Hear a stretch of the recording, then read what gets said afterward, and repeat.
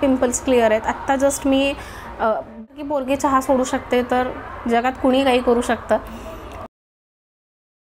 Hi hello नमस्कार, मी नेहा आणि स्वागत आहे तुमचं माझ्या यूट्यूब चॅनलमध्ये. आय होप तुम्ही मस्त मजेत असाल. संडे सगळ्यांचा खूप छान गेला असेल, आमचा देखील खूप छान गेला. तर आज जो व्हिडिओ मी बनवती आहे तर मी मागच्या 2 व्हिडिओजमध्ये ना पालकचं ज्यूसबद्दल मी थोडंसं सांगितलं होतं आणि एक शॉर्ट व्हिडिओ देखील अपलोड केला होता.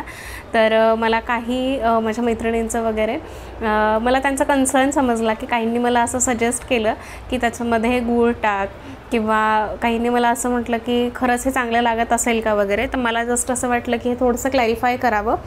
तर ॲक्च्युअलमध्ये पालकचा ज्यूस मी का घेते पर्सनली ते सांगते. तर मला जेव्हा डिलिव्हरी झाल्यानंतर शक्यतो लेडीजचं कसं होतं की ब्रेस्ट फीडिंग करताना वेट लॉस होतं, पण माझ्या बाबतीत ॲक्च्युली उलटं झालं. माझं वेट गेन होत होतं. तर त्याचं रिझन हे होतं की माझा दिवसातून 5 ते 6 कप चहा होत होता. म्हणजे तुम्ही विचार करू शकता की त्याच्यामध्ये माझा शुगर इंटेक किती होता.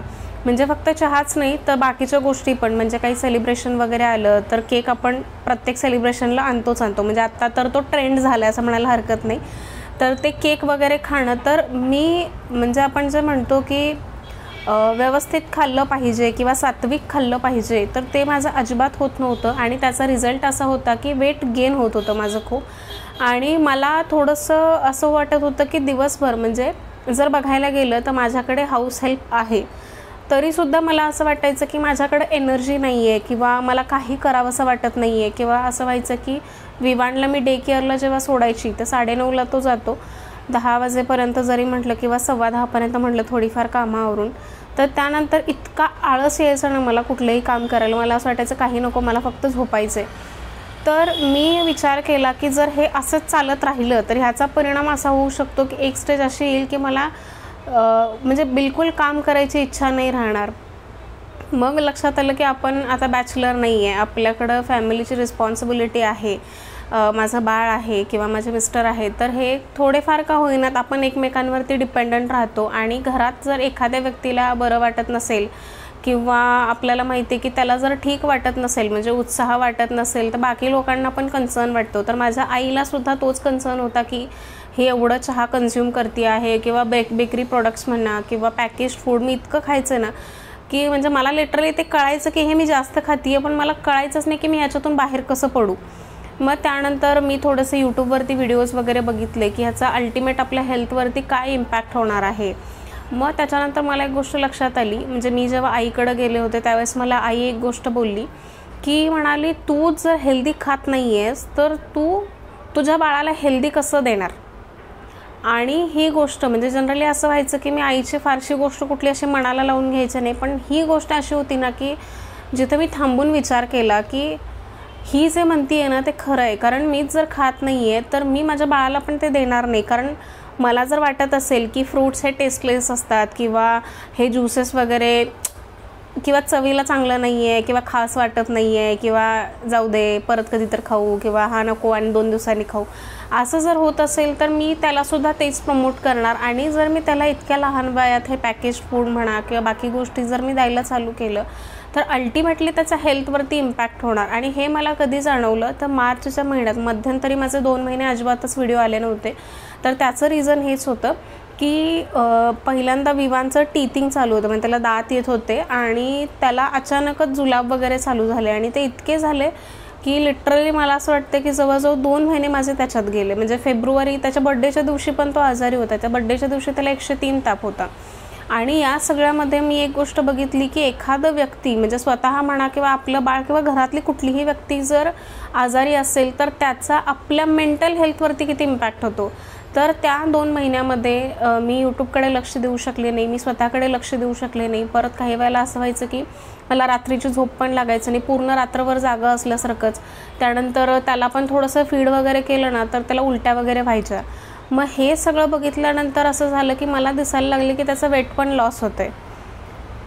मग हे सगळं बघितल्यानंतर मला खूप भीती वाटली की म्हटलं हे जर असं चालत राहिलं तर मग खरं नाही आहे काही आणि आपल्याला ह्याच्यावरती काहीतरी विचार केला पाहिजे. आणि त्यानंतर मग मी डिसाईड केलं की नाही, मला हेल्दी व्हायचं आहे तर मला हेल्दी ऑप्शन चूज केले पाहिजेत.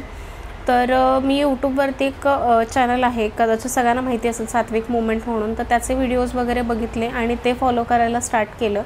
आणि इनिशियली असं होतं की मला चहा सोडणं म्हणजे गेली बघायला गेलं तर जसं मी म्हणेन की 2014पासून वगैरे किंवा 2011पासून वगैरे मी म्हणेन चहा मला प्यायची इतकी सवय लागली होती, इतकी सवय की म्हणजे एखाद्या व्यक्तीला जसं पण म्हणतो की दारूचं व्यसन लागतं तसं मला चहाचं व्यसन होतं. म्हणजे घरी कोणी आलं ना त्याला चहा द्या, उरलेला आपण प्या, घरी कोणी आलं चहा द्या, उरलेला आपण प्या. आणि मला असं होतं की चहासाठी मला टायमिंग नाही, रात्री 2 वाजता पण पिईन, 3 वाजता पण पिईन, कधीही. म्हणजे कधी कधी विवानला जर फिडिंगला वगैरे उठल्याने मला असं वाटलं की नाही मला आता चहा पाहिजे तर तेव्हा, कारण विचारणारं कुणी नाही आहे किंवा सांगणारं कुणी नाही आहे, त्यामुळं आपली मर्जी के मालिक आपण असा प्रकार झाला होता. आणि ह्या सगळ्यातनं मग मी स्वतः बाहेर पडायचं ठरवलं आणि मी ठरवलं की नाही मला चहा सोडायचंच आहे. तर मी चहा कशा पद्धतीने सोडला, जर कोणाला सोडायचं असेल किंवा कुठलीही सवय बदलायची असेल तर एक गोष्ट मी नक्कीच सांगेन.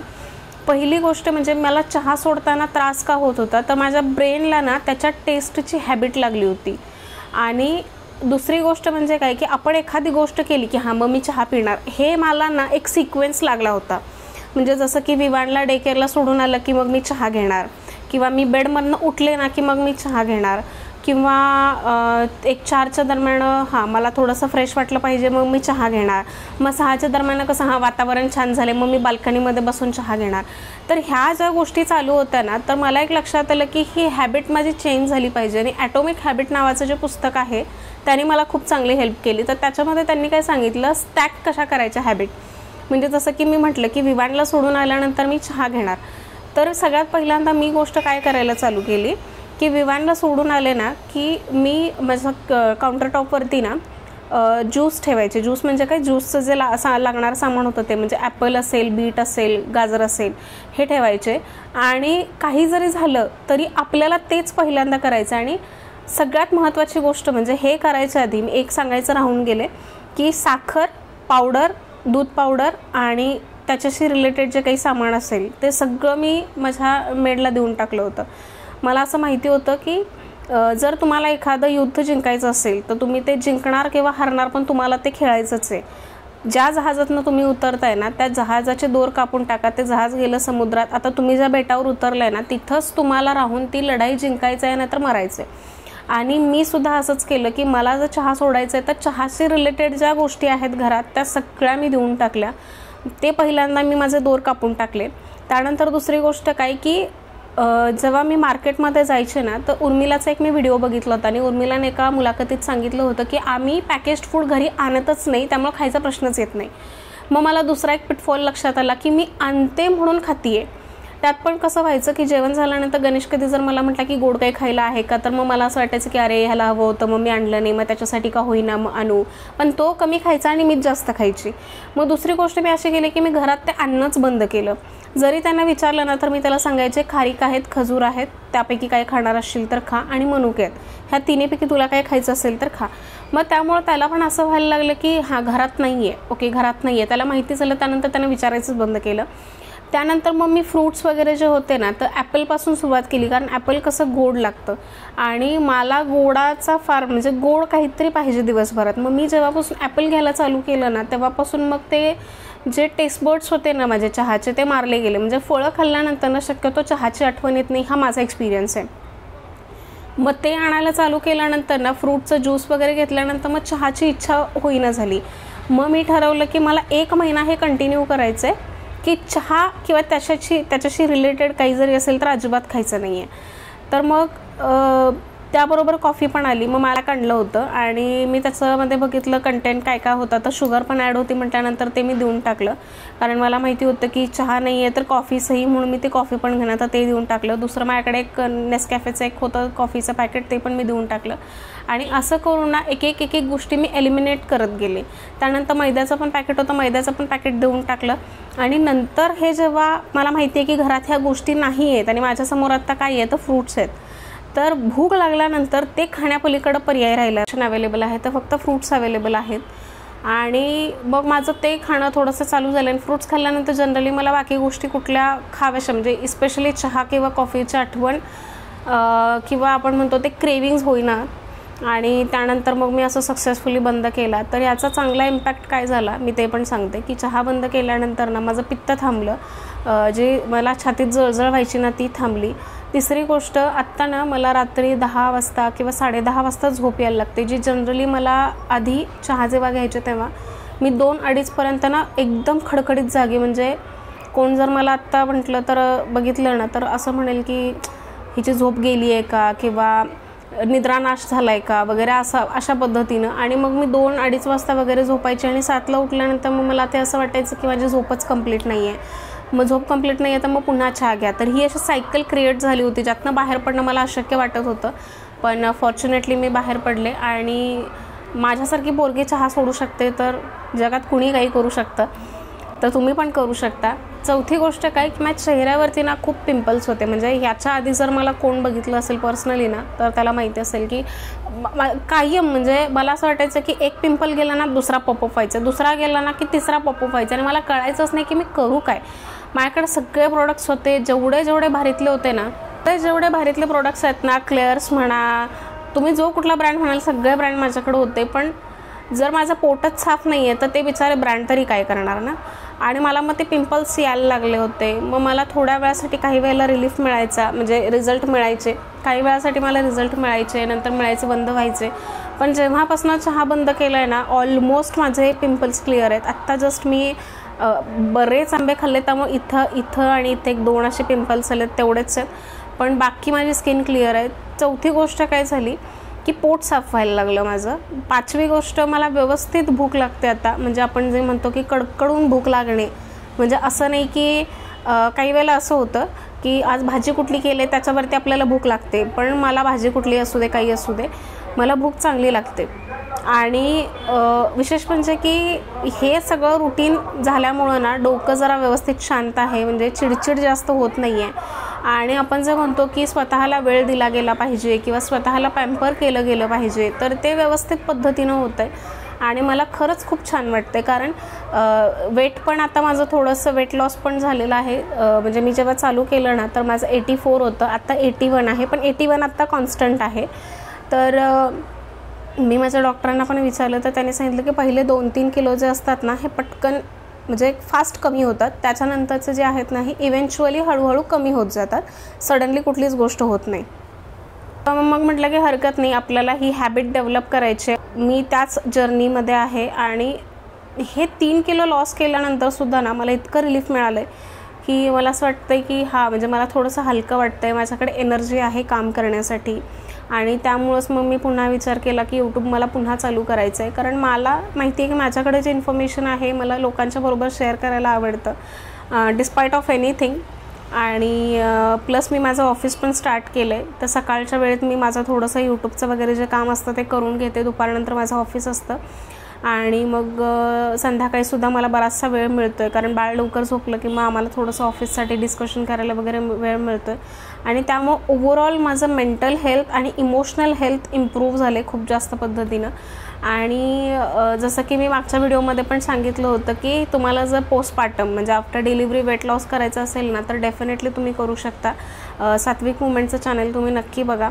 मी सारखं रिकमेंड करते आहे कारण खरंच ते लोकांना खूप चांगलं काम करत आहेत.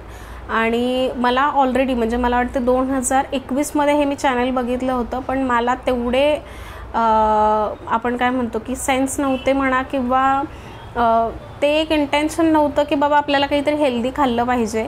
पण मला माझ्या नवऱ्याचे पण आभार मानावेसे वाटतील कारण 2021पासून तो ते सात्विक मुवमेंटचं सगळं फॉलो करतो आहे. त्याने ना खूप कॉन्स्टंटली केलं ते. आणि विशेष म्हणजे ना जेव्हा तो ते ज्यूस प्यायचा ना तेव्हा असं तोंडबिंड काय वाकडं करायचं नाही. त्यामुळे मला कधी कधी असं वाटायचं की जरा पिऊन बघावं का, हा एवढ्या चवीनं पितो म्हणजे काहीतरी असेल वगैरे. पण आता मी खरंच सांगते पालकचा ज्यूस मला खरंच खूप छान वाटतं. आणि आत्ता अशी हॅबिट डेव्हलप झाली आहे ना की सकाळी उठल्यानंतर पहिल्यांदा मी पालकचा ज्यूस बनवते आणि मग माझी रुटीनची जी कामं असतील ती करते. तर तुम्ही पण करून बघा. पहिल्यांदा थोडंसं इंटेन्शनली काम करावं लागेल, थोडेसे एफर्ट्स आपल्याला घ्यावे लागतील, हॅबिट्स कशा डेव्हलप करायच्या ह्याच्यावरती काम करावं लागेल. हे सगळं केल्यानंतर सगळ्या गोष्टी शक्य आहेत. आत्ताच्या इतकं सोपं आयुष्य जगणं मला असं वाटत नाही की ह्याच्या आधी कधी होतं, कारण सगळी इन्फॉर्मेशन आपल्याकडं आहे. फक्त राईट इम्प्लिमेंटेशन जर तुम्ही केलं ना सगळ्या गोष्टी शक्य होतात. आणि मला पॉसिबल झाले, तुम्हाला पण होऊ शकतं. हा मला फक्त एक होप द्यायचा होता तुम्हाला. आणि इथंपर्यंत व्हिडिओ बघितला असेल, चॅनलवरती नवीन असाल तर सबस्क्राईब करा, लाईक करा. आणि हा व्हिडिओ बघितल्यानंतर जर तुम्हाला वाटत असेल की तुम्हाला याचा काहीतरी बेनिफिट होतोय, तुमच्या फॅमिली फ्रेंड्सला पण हा बेनिफिट झाला पाहिजे, तर हा व्हिडिओ त्यांच्यासोबत सुद्धा शेअर करायला अजिबात विसरू नका. आणि व्हिडिओ संपलेला नाही आहे, व्हिडिओ आता चालू होतोय. तर मी माझ्या काही डेली ॲक्टिव्हिटीज पण तुमच्यासोबत शेअर करणार आहे. आणि एकंदरीत घर पॉझिटिव्ह ठेवण्यासाठी मी काय काय गोष्टी करते, त्या कशा पद्धतीनं करते ते देखील या व्हिडिओमध्ये शेअर करणार आहे. त्यामुळे व्हिडिओ शेवटपर्यंत नक्की बघा. तर आज हे शू रॅक मी क्लीन करते आहे. तर याच्यामध्ये बरेचसे शूज असे होते की जे आम्ही वापरत होतो आणि काही वापरत पण नव्हतो, तर ते सगळे काढून घेतले. वरचं जे डेकोरेशनचं होतं मनी प्लांट वगैरे ते सुद्धा काढून घेतलं आणि हे स्वच्छ एका ओल्या कापडानं पुसून घेतलं.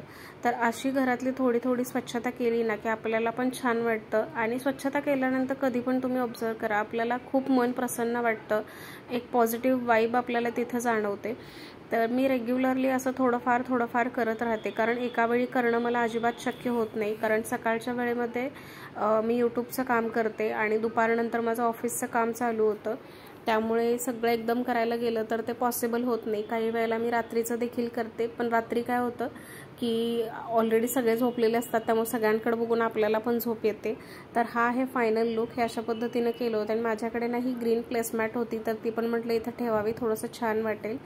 आणि रेग्युलरली मी दारासमोर रांगोळी काढत असते, कारण ते पण काढल्यानंतर मला खूप छान वाटतं. आधी मी हाताने काढायचे, पण आता सध्या मला तेवढा वेळ मिळत नाही, त्यामुळे हे मी वेगवेगळ्या डिझाईनचे साचे आणले होते, तर त्याच्यावरूनच काढते. ह्याने काम पटकन होतं आणि शिवाय ते दिसायला देखील छान दिसतं.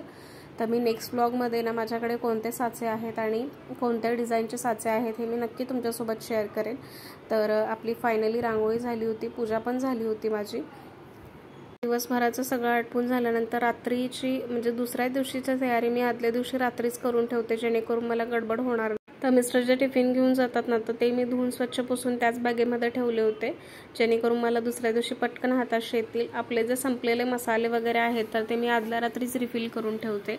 तर इथं मोहरी आणि जिरे थोडेसे संपत आले होते, तर ते मी रिफिल केले.